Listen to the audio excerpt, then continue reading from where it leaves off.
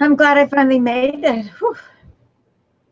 Ah, welcome. Welcome to the Women's Wisdom Circle. And Thank I'm you. here with Deon, and I'm so happy not to be alone because I was wondering, oh, I'm going to have a conversation with myself today. That's So, not always so bad. Wow. good.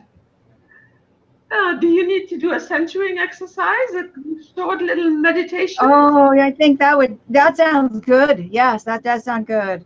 Because you just mentioned Ah, we're rushing and coming from work, so yeah, that's what emerged for me that maybe we should do like just a few minutes, yeah, closing our eyes and just like holding up yes, your hands and connecting to whoever is also listening. Maybe some people are listening on the broadcast as it is a broadcast live.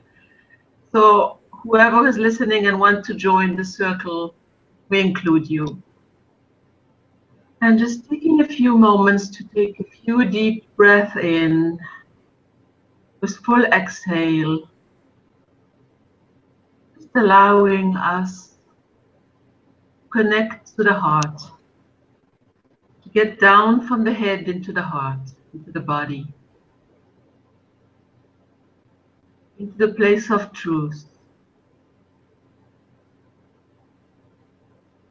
Another deep breath in, grounding and connecting to the earth, imagining some long roots connecting us deep down into the earth and allowing that energy from the earth to nourish us, to feed us with insights, to guide our conversation. This is an exploration of the co-creative space. It is not coming from the head. At least that's the intention. So it is an allowing of what is emerging to that space of interconnectedness, to find voice to our human voice. Taking another deep breath in, full exhale.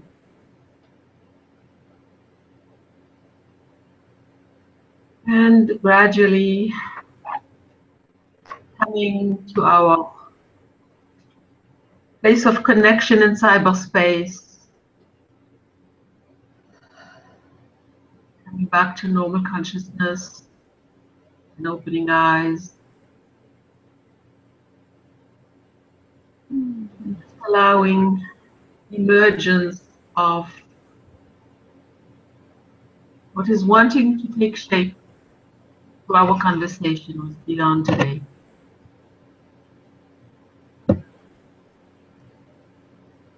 lovely. Thank you, Eileen. That was just what I needed. That was very good, very nice. You're welcome. You're welcome. Yes, I have seen your comments that you made on the YouTube video from our last exploration where we were talking about education and what you shared, and what I wanted to take that maybe a step further, if that is something that you would be willing to explore with me. And it's that to which degree, I don't even know how to ask the question or how to pose the question. It's the topic of freedom that is questioning, is wanting to kind of be questioned through my reflections lately. There is one, and maybe just that to introduce. I mean, this is of course a huge topic, and we are certainly not going to cover that topic today. But the angles through which I have been reflecting that topic lately. Of course, there is one dimension, our dimension of heart, our dimension of being, where we are already absolutely free. Yes. Now, what has been really fascinating, not fascinating me, but kind of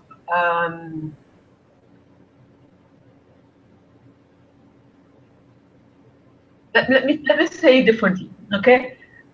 I've recently noticed that whenever I listen to the roommate in my head, the constant little voice that has a judgment about everything and about me, that's when I am wondering, well,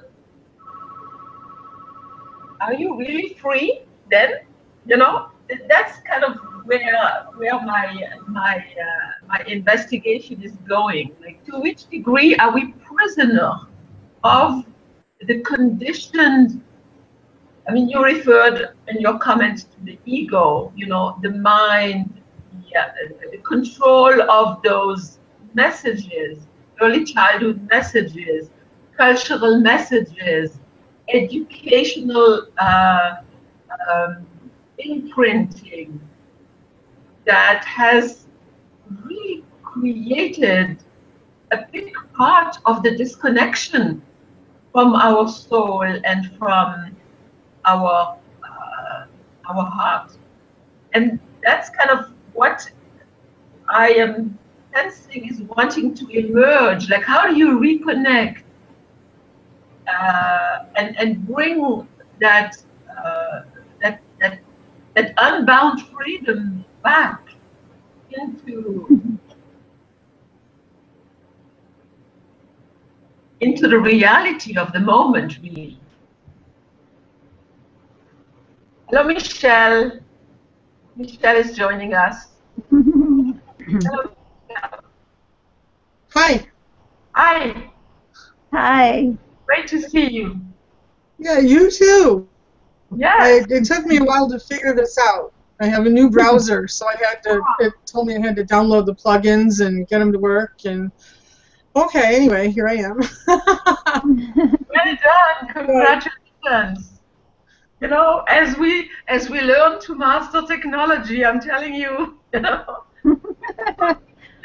Yeah, technology is not my strong point, I admit. So, yeah. anyway, here we are. This works. Yes, good. Oh, okay. So would you like to rephrase your question, Eileen, for Michelle? And then I think I have at least one perspective of an answer for Yes. you. Yes. Well, I don't even know whether it's a question, but it's an exploration. To which degree are we really free in our day-to-day life, or in our ordinary life? And I kind of premise this by saying that the dimension of being at that dimension, and that for some people that might be a very intellectual kind of concept. It might not even, everybody has had experiences at that level, I know that. But to which degree are we able to stay connected to that dimension of being, of heart, of soul, that is wanting to be expressed? Because I really get those very clear impulses and messages, and then there is something stopping me, very often stopping me, and that's why I'm questioning. I mean, to which degree am I free, to follow my impulses, and to which degree am I giving power to the introjected voices, which I have called my roommates. The roommates, that commentary, that constant running commentary in the back of my mind. And I know I'm not the only one who has such a commentary, a constant track of kind of comments, that kind of has something to say about anything that I do or don't do, you know. So that's kind of where I wanted to kind of see what you had to say and see what is emerging from our conversation on that topic. And Dion, you said you wanted to share something. Yeah, so my response, of course, is from my own experience. And what I just wanted to share is I think that the degree that we're able to, at least for me, the degree at which I'm able to be free is the degree to which I'm able to recognize that ego is not the enemy. My ego is not my enemy, because without my ego, Panache Desai says we would be drooling idiots, because our ego helps differentiate us as individuals one from the other. Mm-hmm. It's recognizing, though, that the ego isn't in charge. And as I've come to put limitations and boundaries around what I'm willing to allow regarding my radical self-care, and be really clear about what's important to me in taking care of me and making myself the priority, and what's going to nourish myself, my inner core, or my inner heart space, the feminine side of me, comes to recognize when the ego is wanting to be noticed. Mm-hmm. And the more I nourish myself by setting those boundaries and keeping them and maintaining them, I have more power to recognize, oh, thank you, ego, for being there. And this time, I'm going to lead from my heart. It feels like I have more permission to lead from my heart in those areas where you are wanting to be spontaneous, those areas where you want to explore. I've just had the most remarkable experience this last couple weeks. You know, I had a fall at the beginning of March where I was really injured badly and tore my rotator cuff all the way through, and I've been in a lot of pain. And I landed on my chin, and hit the pavement with my chin, and I have a fused neck, and so I thought maybe I'd disrupted that as well, as I've had a lot of neck pain. Landed on my right knee, and I've had knee pain and up radiating to my hip that's been just really sharp with every step. I couldn't walk stairs. But I have this circle of women who have supported me in prayers, in healing modalities, in many ways, in that way. But in addition, I was working with a client the Wednesday before the Memorial Day holiday here in our country.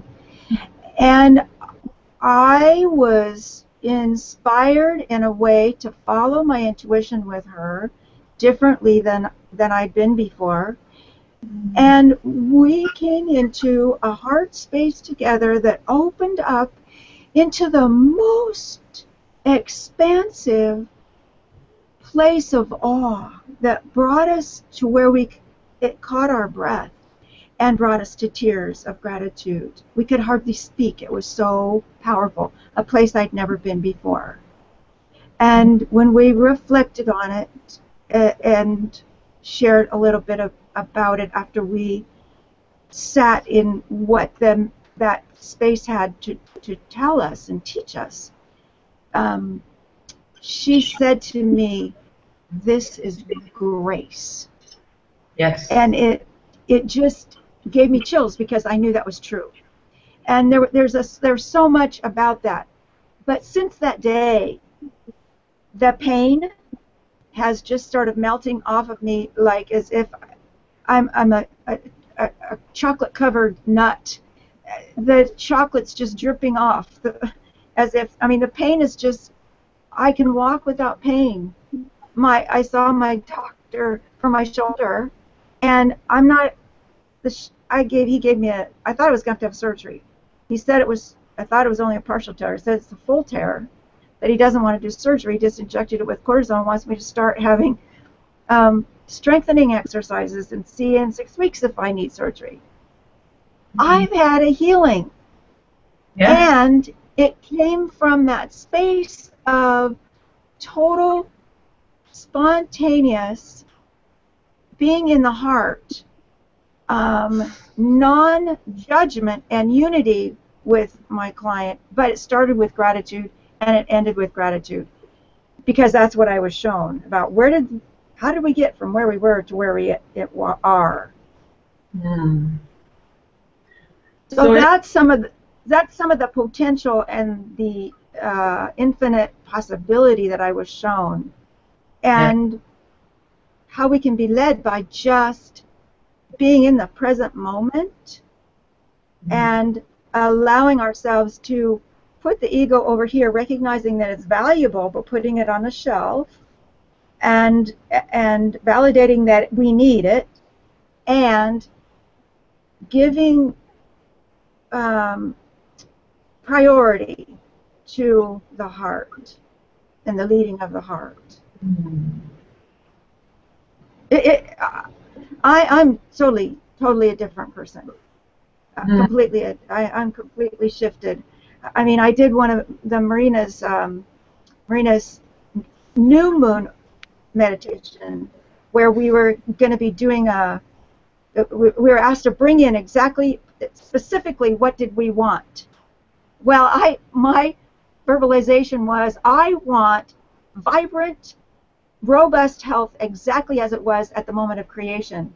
And I saw this visualization of a segment of DNA that came in with not just those colored balls, but glowing golden orbs, and it inserted itself into my DNA. And that was the that was the Sunday before the Wednesday that this all happened. We can do anything, ladies. I'm convinced of it. Just by being from the heart. Yes. Yes. So beautiful what you're sharing. You really had a miracle, you know. I did. And I just continue to be in wonder and gratitude. It's just no other place or way to be. Yeah. And I never thought I would be one. It's funny. I never thought I would ever be one who could say I had a miracle. And yet Marina says, well, in some level you did, or it wouldn't have happened. It's like, okay. Yeah. Yes. What a blessing. Yeah. Thanks for sharing that. Thank you, really. You're welcome. Yeah. Yeah. So praise the state obviously, you know, I'm totally inspired, because I know for every cell in my being that we can do whatever we want.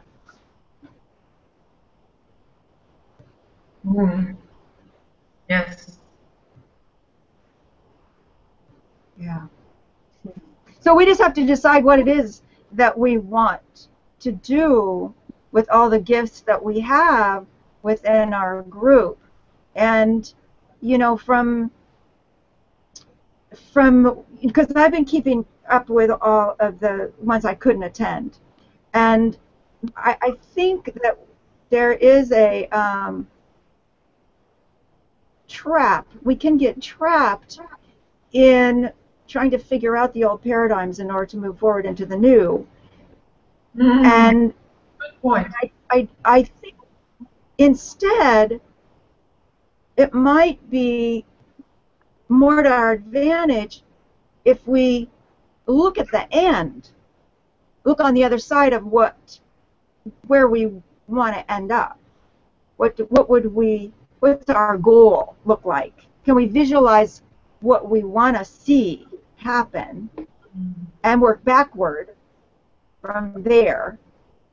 I think we'll be I can see us being led to whatever process is necessary to make that happen, without being.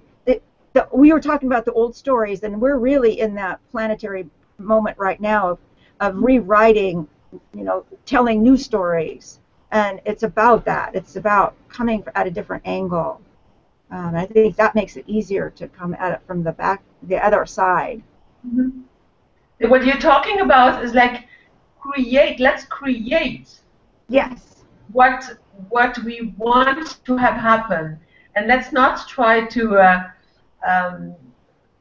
destructure the old. The old is there, just like we were sharing before. The ego can just be there because we need it. Yes. The ego is part of that personality and that all those things that we had to kind of master to operate life in a three-dimensional environment. And that's like what you said. It's not bad.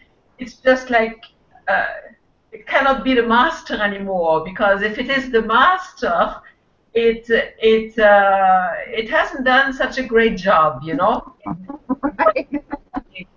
So that's what one of the things that my client said as we were,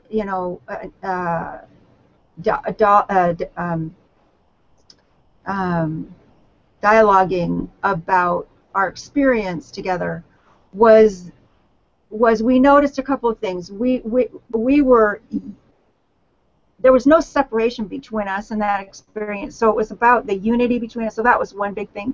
The other big thing was, she said, I always thought I needed to understand an idea before I could experience it. But grace is not an idea, it's a virtue. And it's even ideas are the creation of the mind. And to understand, it was just beyond that. Grace is beyond that. Yes. You just open to that. So that was really, I think, again, another beautiful lesson about just being in the flow of the heart, which will bring us into the virtues we're desiring. Yes, what comes up for me when I hear you talk is like an experience of grace, the way you have experienced it. For me, it was quite different. It was when I was watching a sunset, and suddenly I had the impression of merging with the past, the present, and the future. That's the way. It was my head talking, to describe it again, Yes. It's not something that I could describe. It was a totally transcendent which complete. It's like it was complete and total stillness that I'd never experienced before, and there was, for me, absolute distilled peace, but at the same time this phenomenal unconditional love. It was took our breath away. It was amazing. Yeah, the eternal now, right? Yeah. Total now. The moment, Yes. That was all there. That was it. That was all there was. Yeah. Wonderful. Thank you for sharing that experience. Very inspiring. It feels like there's some way that to translate that.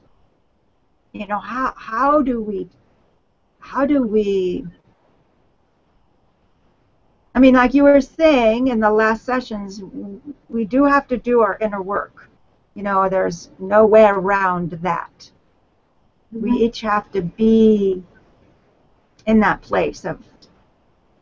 Yeah, and the inner work is to clear the shadows, which are those voices, you know, those are the shadows, those are the old stuff that could hold us back from experiencing the eternal now and the heart space. Yeah. You're being quiet, Michelle. Yes, Oh, you've been talking. It's okay. I'm I know. listening to your story. It's wonderful. I know. I started taking over, huh? well, that was quite, you know, you had to. You had something powerful to share. So, yeah. Michelle, Well, did you? What a marvelous experience. Seemed relevant. Yes. Michelle, did you want to say? Do you want to respond or contribute? Yeah, of course, yes. Well, I don't know if everybody knows. I'm a student and a teacher of A Course in Miracles, and the direction that I go with many things, especially lately, and it's led me to releasing a lot of old emotions and a lot of old feelings that I know have been holding me back because I was kind of suppressed for about the first 56 years of my life. And was not really allowed to express my opinion or my feelings, or, you know, if I did, I was wrong. And so you just end up, you know, suppressing and suppressing and suppressing all of it. And so for the last few years, I've been kind of working on letting go and releasing. And what I have found that works for me is that to realize that I first of all, as A Course in Miracles says, I mean, you are a divine being. You've just forgotten that. But to realize that every single thing I see is somehow a reflection of me.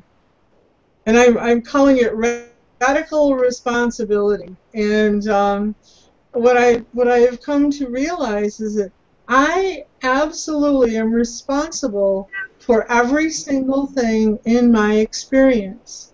That I have brought it in, I've attracted it to me to show me some aspect of myself. And sometimes those are, you know, the things that we desire to be, compassionate and helpful and kind and wonderful. And sometimes they're the shadow side of things of who we are. All right, and so what I've been working with is just to take every single thing that I see and say, all right, what is the message? How does that reflect something to me? And then to allow myself to have the experience of it. Like one rather powerful thing that happened to me a couple of weeks ago was I was walking down the street. I was just out for my evening walk, and I happened to be walking past a cemetery. And on the road, right beside me, a taxi cab was zooming down the road, and he hit a squirrel. And he killed the squirrel in the road. And maybe 5 steps later, I saw another deceased squirrel in the road. So 2 of them. And I was thinking, my gosh, I mean, that poor squirrel, what a victim, hit and run. And like I said, I'm walking beside a cemetery with, you know, hundreds and hundreds of gravestones and whatnot.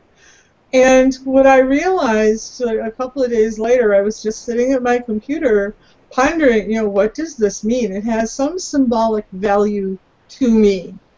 And I just had this full body experience where every cell in my body just practically screamed the word victim. I'm a victim, I'm a victim, I'm a victim. And it was incredibly intense. It lasted for maybe 15 or 30 seconds, and then all of a sudden it just totally dispersed. And I have felt victimized for a long portion of my life, and I believe that that was the release of that suppressed emotion and that suppressed feeling.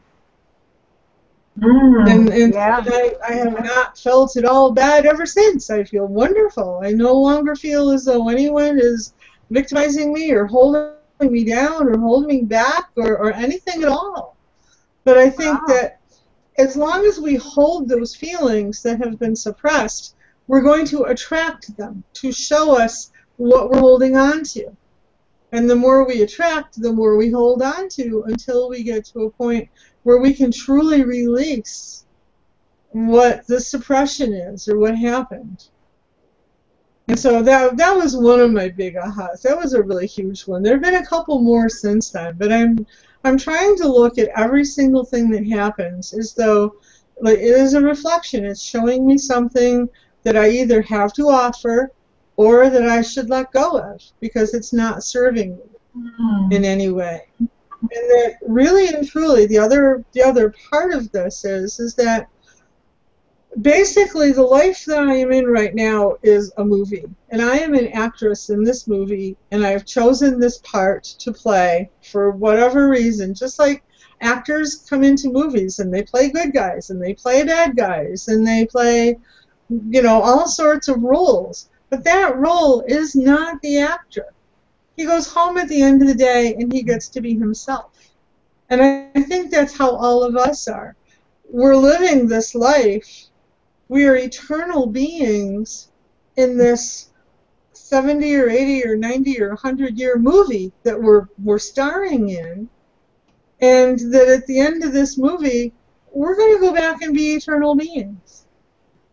But to know that what's going on in the movie is not the true reality of who we are. We are really the eternal universe, playing a part.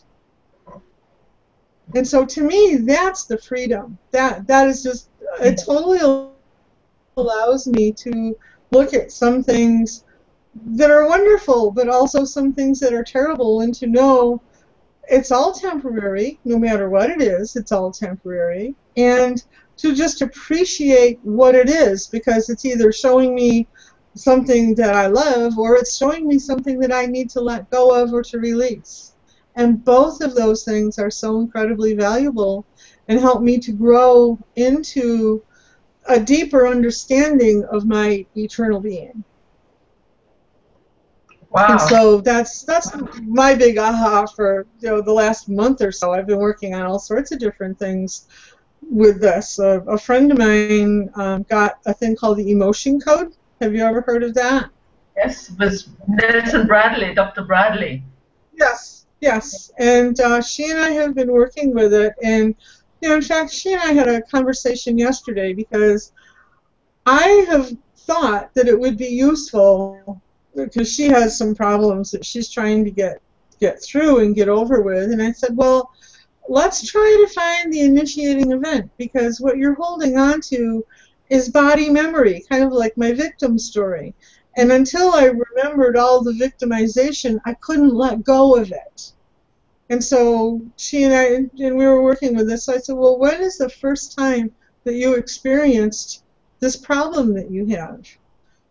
And we got to a place with it. I haven't talked to her today. I don't know if, where we got with it actually helped or not. But I think it's really valuable for us not to relive it so much as at least recognize it for what it is, and to see it and be able to let go of it. Because I don't know what I want to let go of until I know what I'm hanging on to. So that's kind of how I think of it. It's valuable to see what we're still holding on to, so that we can allow it to disperse. Well, and there is something to be said in some of the research that I've been part of with perinatal psychology, energy psychology, where they talk about going back to that event and validating the truth of it. There's something about when we hold on to that, it's because in some way we feel like we have to validate it. We have to justify it as true. But when we actually have it validated as true, we can then let go of it.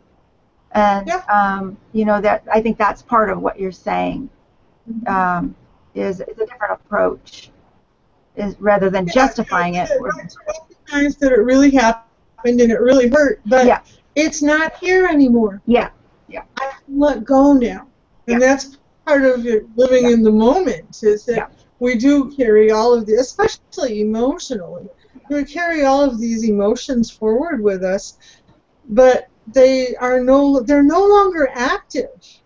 And yeah. yet we hold on to them for But that we're, validation. So once we can feel the feelings that went with them and say, like Byron Katie, I don't need this anymore, and let it go. And I think that there's a lot of freedom in that.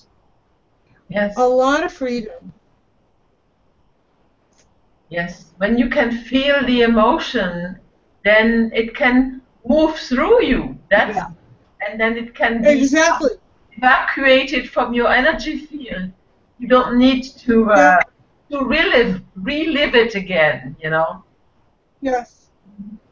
And I read something in Neil Donald Walsh a couple of days ago that I thought was really fascinating, is that he says all energy is matter. Yes. And so, because all energy is molecules of some kind or another. And so, yes, it is matter, whether it's light or color, it still has a vibrational frequency, which means it's measurable, which means it is matter in some sense. And if we're holding that in our body, it's keeping our energy from flowing and allowing us to be healthy and allowing us to make these connections to the divine that we're here to do. And I just thought that was a real eye-opener for me, because I didn't stop to think about all energy on some level is matter, and it can very well get stuck in our bodies, physically as well as emotionally. So it was like, wow, that was an aha. Yes, definitely. Yeah.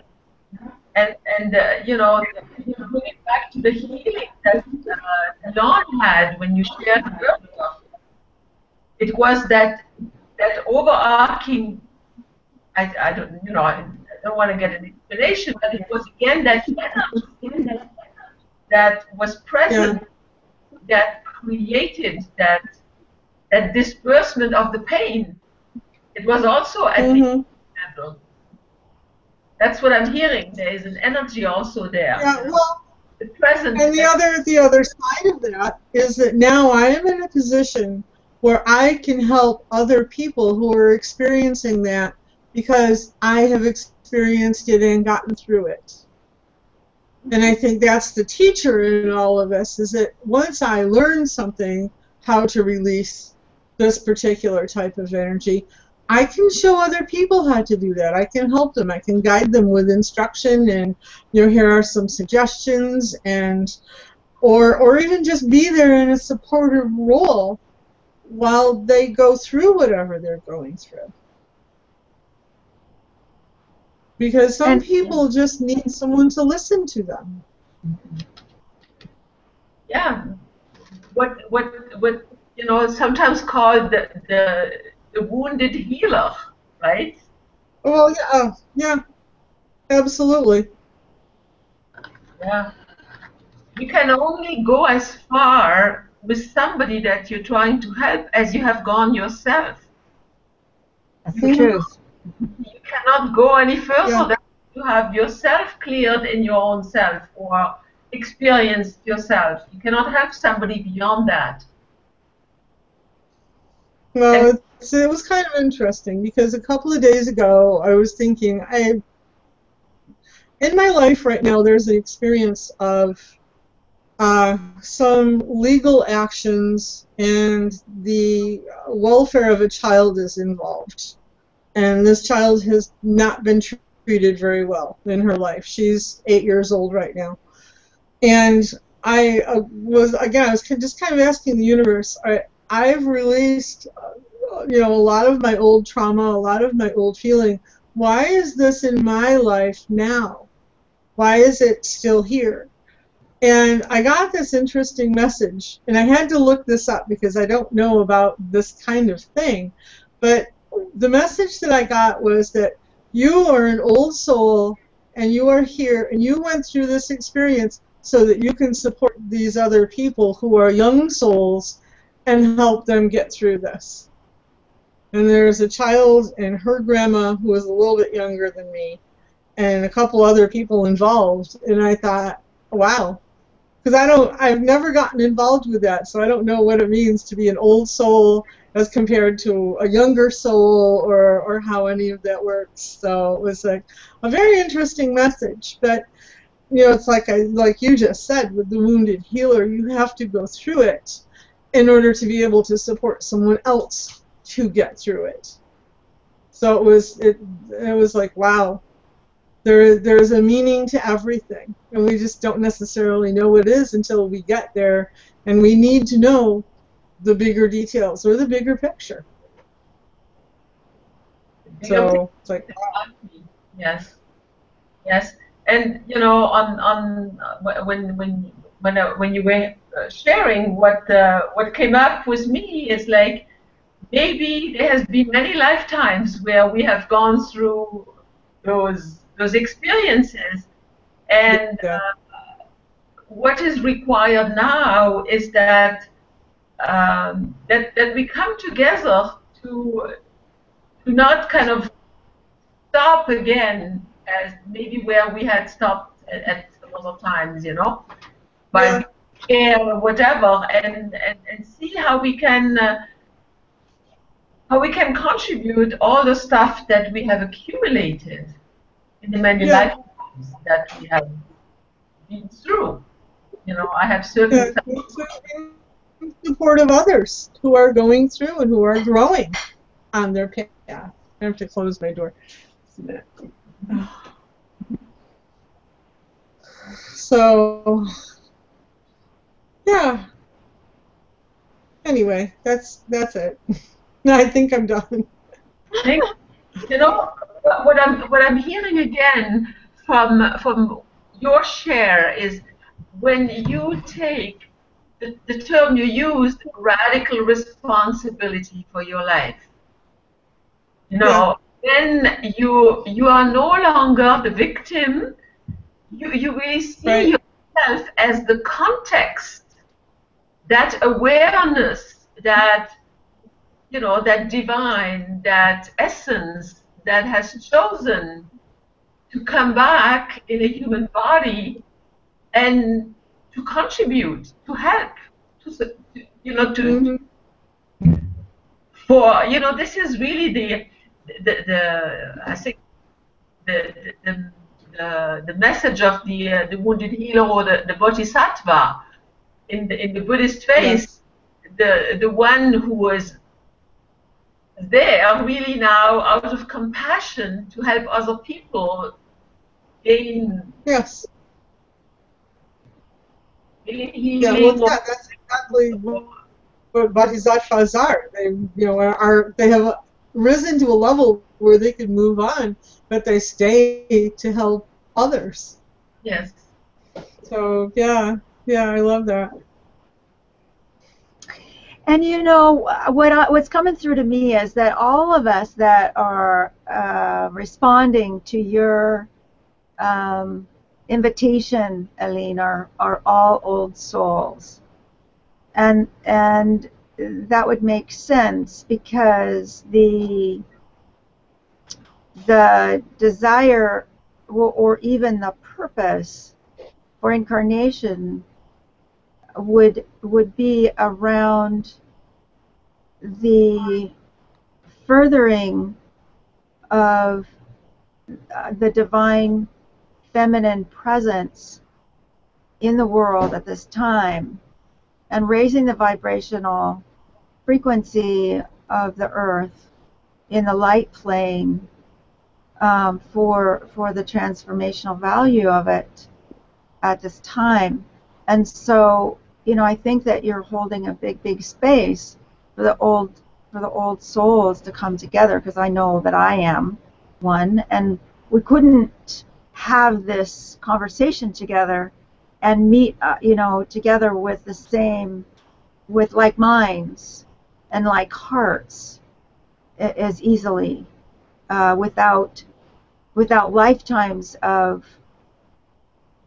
many lifetimes of work, to mature on a spiritual level. Mm-hmm. Well, let me ask then. I mean, what is an old soul? If someone says you're an old soul, what is meant by that? Because like I said, I don't have a lot of experience with it, and so I got online and looked up and got a bunch of different ideas and thoughts on it. What is your definition? How do you define an old soul? So, from what I know with my training as a shamaness, it's someone who came in as a newborn baby with a soul that's spent many thousands of years old. So someone who's had many reincarnations on this earth plane, and has had lots of opportunities to do their work here, and has likely not a lot of karma left to complete because of their opportunities to. And so they even as children or as infants, they have a wisdom beyond their ages. So you see that in children sometimes, where what they say or how they behave is beyond their 2 or 3 year old or 5 or 10 year old age, chronological age. They bring that in with their soul from the work they've done many years before. So from an Akashic reading that I had done, my soul is like 65,000 years old, whereas that's fairly old for other people who've had readings done. So you just have had lots of opportunities to do a lot of work. Okay. So you have a lot of wisdom, gathered that you don't lose in your soul, retains that memory, and you operate from that. I see. Okay. Does that resonate with you? Because I have mystical experiences in which I connect with the divine, and I experience being the universe, which is, I don't know if that's part of it. I figured that was just the non-duality teachings. I've been doing a lot of non-duality work for decades, 30 years anyway, between Taoism and then the Course in Miracles. And so I just don't see anyone as separate from anyone else. We're all part of this big, It's like I am a cell in the body of the universe, and we're all cells in the body of the universe, and we have to work together in order for the universe to be healthy. Yeah. So.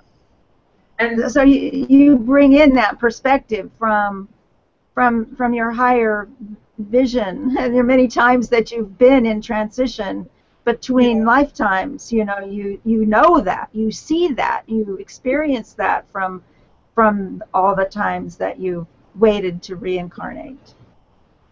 Yeah. Okay. And like what comes up for me when I was hearing you sharing, both of you actually, this is the time, the time of the shift, the time of the birth of a new age, whichever way you want to refer it, the golden age coming, whatever. And this is also the age that has been predicted in so many mythologies across the world, and what the shamanic traditions are bringing back, the meeting of the eagle and the condor, the eagle being the mind and the condor being the heart, the people of the north, the people of the south coming together to reconnect to each other and to reconnect to the earth, rather than being totally separate and disconnected from yourself and from each other because of the fear that that programmed into us, for whichever reason, that we had to transcend, actually, to get to the point of being fearlessly courageous to no longer stop, you know. Yeah, well, you know, I think that's a key phrase that you just said, because if you were disconnected from everyone else, you were disconnected from yourself as well. Yeah. Oh, yeah. I think that's a very key phrase. Mm-hmm.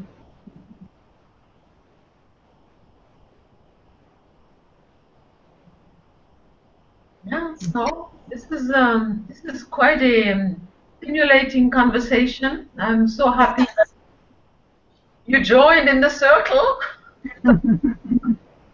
I know we are going to be going on to almost an hour, so I don't want to keep those things too long. So we keep it within an hour. And any words of wisdom to conclude our hangout for today from each of you? Anything that you would like to bring into the circle? Well, I'm just pulling together. Thank you for sharing your stories. Dion, you have that wonderful story that you shared was fabulous. Thank you for that. You're welcome. I'm glad I had it to share. Thank you for listening. I guess something that really is keeps coming back to me, and I know is going to be really helpful for me to remember, is these things just keep popping out at me. Radical responsibility, radical self-care, and freedom, and there is a connection. Yes. It just feels like, you know, we have a radical responsibility for radical self-care that leads to freedom. I mean, they're just all linked somehow to me in staying on track. Yes. Yeah. And what is coming up for me is like, we are the ones we have been waiting for. And that's not meant out of ego. That is something that I have heard so many times, you know, in circles where people come together, and it's almost like a recognition of each other, that that is not an accident either, you know. That no, not at all. It's all coming together, like you just said. It's that attracting, and like energy attracting like, and the more people come together, it's bigger than just 2 or 3 people. It expands exponentially. And so, you know, 3 people coming together could equal 7 or 8 people, energetically speaking. So it's bigger. It's just amazing how that works, and it's just so expansive. Yep. Thank you, Elaine. Well, thank you. Thank you for having responded to the invitation and for having been present today. Yes. Thank you. My pleasure. Yes. Thank you for such a wonderful question today. Wow. That was great. We'll see what emerges next time. And if you have any topic or any question that you would like to explore, please bring it to the conversation, you know.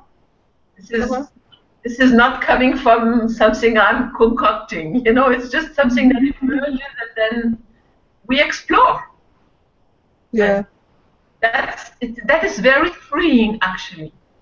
Yes. That I don't have to have an agenda, and I don't have to have like a PowerPoint ready, and you know, that type of stuff, you know. That's that's another example of what freedom is, and I'm actually learning to yield into that freedom, the freedom of the co-creative space. It's very freeing, actually. That's it is. You know. Absolutely. Wonderful. All right.